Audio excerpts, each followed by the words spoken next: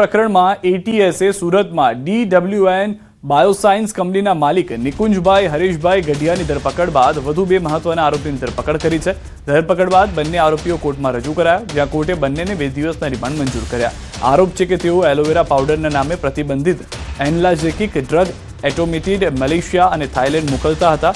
ધરપકડ થયેલા અન્ય આરોપીઓમાં રુદ્ર એન્ટરપ્રાઇઝના માલિક ચેતનભાઈ કનુભાઈ વાવડિયા અને જાની ફાર્માના માલિક ભૌતિક દામજીભાઈ પદમાણી પણ છે। તપાસમાં ખુલ્યું છે કે ત્રણેય આરોપીઓ મલેશિયા અને થાઇલેન્ડના નાર્કો કાર્ટેલ્સના સભ્યો સાથે મળી ગુનાહિત વ્યવહાર ચલાવતા હતા।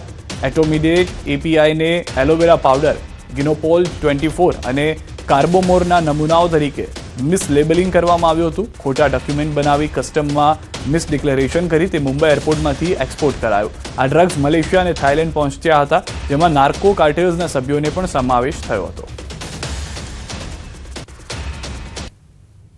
અમારા તરફે પાછી એ જ રજૂઆત કરવામાં આવેલી કે જે પાવડર પ્રશ્નાર્થમાં છે એ પાવડર ભારતમાં પ્રોહિબિટેડ નથી, કાયદેસર રીતે એનું ખરીદ વેચાણ થાય છે અને એ એક્સપોર્ટ પણ કરી શકાય છે।